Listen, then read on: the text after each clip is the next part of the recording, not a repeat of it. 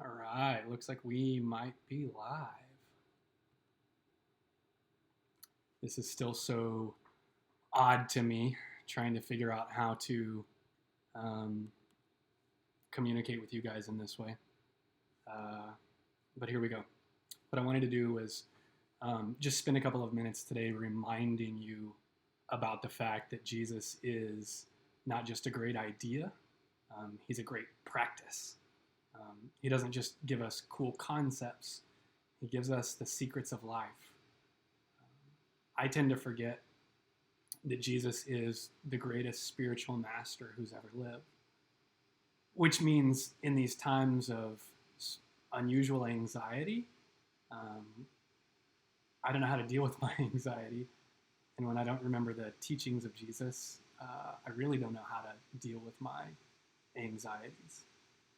So let me encourage us just to come to Jesus together over the next couple of minutes and hear from him in a place that he offers real hope, but a hope that I think might actually be a little bit surprising to you guys, um, because it's surprising to me.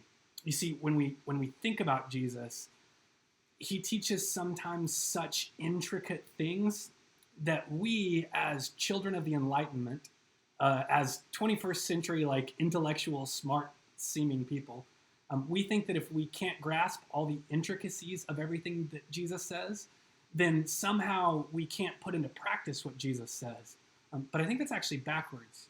I think starting to simply and very humbly adopt the practices of Jesus is the secret to beginning to understand the intricacies of the teachings of Jesus, all the interconnections about the things that he says. Okay, so stick with me here. What I want to do is I want to read to you from one of the most well-known teachings of Jesus. It's at the beginning of his teaching called the Sermon on the Mount. It is his list of beatitudes. Now, these beatitudes are the blesseds. Blessed are the da da da da da. I want to read them to you. Let them wash over us, and then we'll kind of come back in just a second, and I'll tell you how this is very legitimately my practical I guess my practical secret, like the way that I'm personally trying to deal with my own worry, is hidden here in these Beatitudes. Okay, here's what Jesus says. He teaches his disciples, saying, "Blessed are the poor in spirit, for theirs is the kingdom of heaven. Blessed are those who mourn, for they shall be comforted. Blessed are the meek, for they shall inherit the earth. Blessed are those who hunger and thirst for righteousness, for they shall be satisfied. Blessed are the merciful, for they shall receive mercy. Blessed are the pure in heart, for they shall see God. Blessed are those who make peace, because they will be called sons and daughters of God. Blessed are those who are persecuted for righteousness' sake, for theirs is the kingdom of heaven. And blessed are you when others revile you and persecute you and utter all kinds of evil things against you falsely on my account, i.e., on account of following my crazy advice that I'm currently giving you. Rejoice and be glad, for your reward is great in the heavens. For so they also persecuted the prophets who were before you." Okay, so here in these blesseds, Jesus says that all the people are blessed that we wouldn't actually count as blessed, right? We only use hashtag blessed when we're like rich. Hey, I got a cool tax rebate. Hashtag blessed. Hey, I got a raise at work. Hashtag blessed. Hey, I had my 8th child. Hashtag blessed. Hey, I just paid off my house. Hashtag blessed. Hey, I just got promoted to senior VP and I'm the youngest one in my company's history. Hashtag blessed. But Jesus flips all of this on its head. And he says, how do you know when you're really spiritually blessed, when you're really like making it? It's when you realize that you're spiritually impoverished. It's when you're mourning. It's when you're gentle. It's when you're hungering and thirsting for a justice that you haven't seen on this earth yet. It's when you're merciful. It's when you are pure-hearted, focused on the things of Jesus in this way. It's when you make peace. It's when you pursue this Jesus way of justice, even when others think you're crazy for it. So I'm a big believer that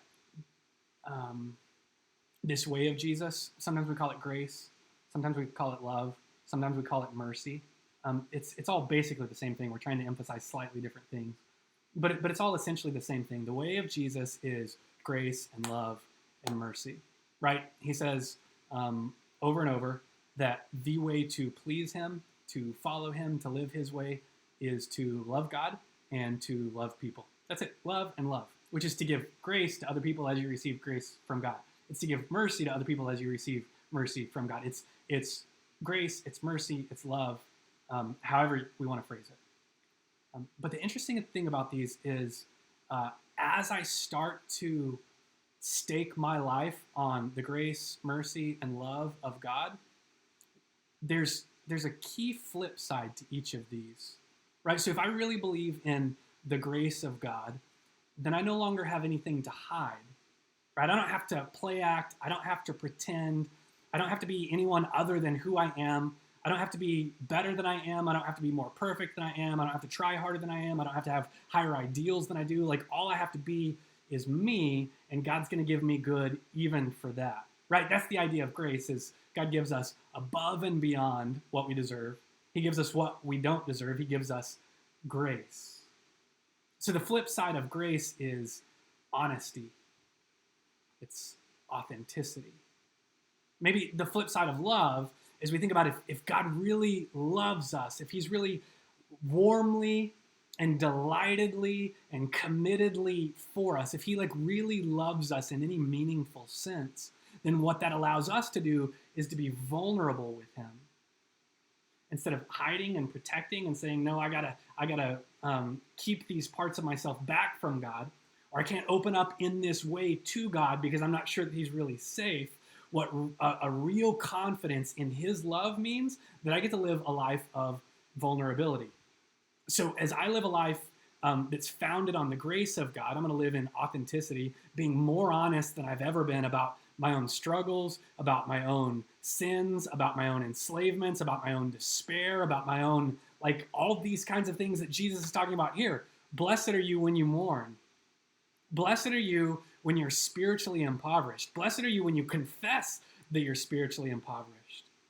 Blessed are you when you realize you need the mercy of God. Blessed are you when you're poor and needy, spiritually speaking, intellectually speaking, emotionally speaking, financially speaking, relationally speaking.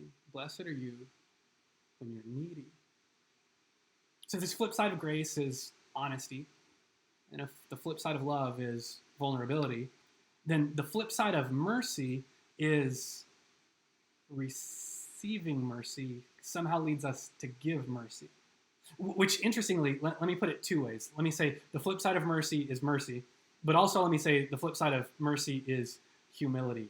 Because being humble is giving mercy. These two things go hand in hand, and this is the thing that is profoundly helping my heart today. Right? I don't know about you guys. Maybe you're just dealing with all this coronavirus situation better than I am, but I am overwhelmed in a daily sense. Of my routines are so jacked.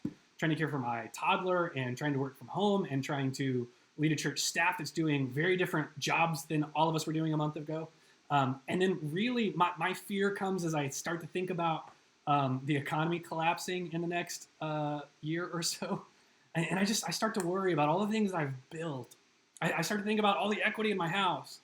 And I start to think about, hey, this week was our 6-year anniversary as a church. Like, what if that all comes crumbling down? What if I don't get a paycheck anymore? What if I can't pay our rent anymore? What if we can't pay our employees anymore? What if all these things that we've devoted so much time and energy into building just like crumble underneath us in this time where I have no control? As I start to walk in Jesus's invitation, blessed are you when you are impoverished. And blessed are you when you start to confess that you're impoverished.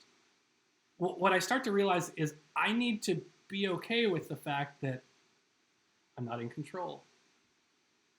And as soon as I realize, wait, I'm not in control, but I don't have to be in control. Jesus says, yes, you're starting to get it. Blessed are you who realize you're not in control. Blessed are you who are spiritually impoverished. And I say, God, I'm not in control. I don't have it all together.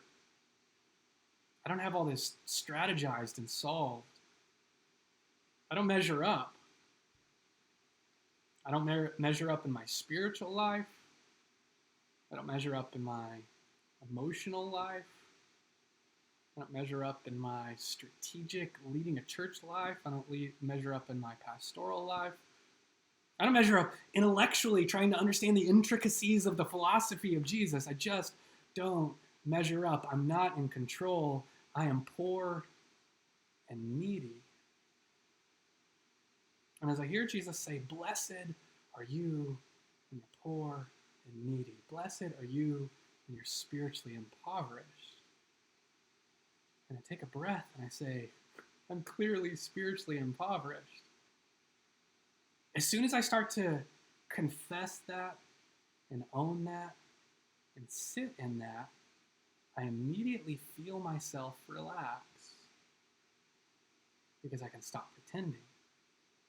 If I have a God of grace, I don't have to pretend. If I have a God of love, I can be vulnerable. Oh God, I'm afraid. Oh God, I don't know how to control all this. And if I have a God of mercy, I can stop trying to manage everything myself, and I can realize that all of this doesn't quite revolve around me, and I can start to live in a bit of humility. God, I need your mercy. I need your mercy. God, would you help me to receive your mercy? So as I confess this, kind of this first cycle, like I said, I immediately start to feel myself relax. And then interestingly, as I confess this first time, it brings me to a confession almost cyclically to another time of an even deeper level of humility, following this way of Jesus, our great spiritual master, who even though he was utterly divine, was the most humble and selfless and merciful person who's ever walked the face of the earth. And as I start confessing, I'm not in control, God, and I couldn't be in control even if I wanted to, I start to relax. Wait, I'm not in control, but I can trust my good Father. And that brings me to my second confession of humility, where I start to realize that I'm not the center of the world. This doesn't all revolve around me. And as I start to really experience and know God's grace and his love and his mercy, I start to trust. And I start to imbibe and marinate in this mercy that God has for me. And honestly, what it does is it starts to make me ever so slightly more merciful.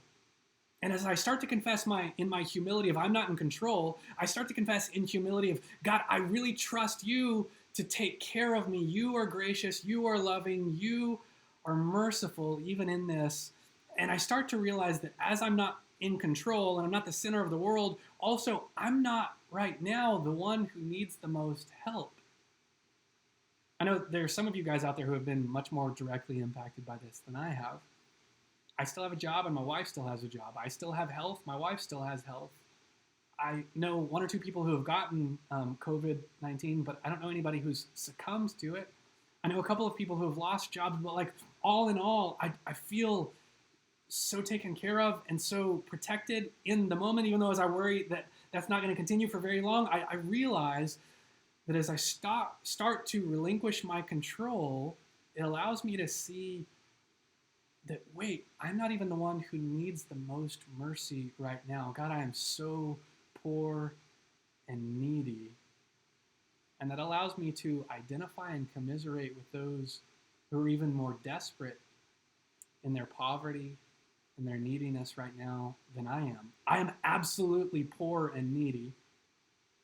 And yet there are so many others who need God's care in this very moment in a way that I don't yet. And so I start to pray, God, take care of those other people. Take care of them first. God, take care of my neighbors first. Prioritize them. Help me to figure out how to prioritize them. And you see, as I start to believe in this God of mercy, as I start to believe in this God of mercy, I start to receive his mercy. And in receiving his mercy, I find myself enabled and empowered to give his mercy in ways that I had previously only hoped and dreamed about being able to give his mercy. So as I listen to Jesus, the great spiritual master, say, blessed are the spiritually poor, for theirs is the kingdom of heaven. With all the more confidence, with all the more gusto, I begin to declare, Lord, have mercy on me.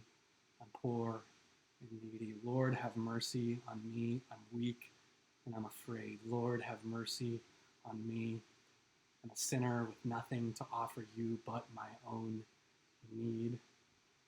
And I say that with gusto, and it begins to change my heart.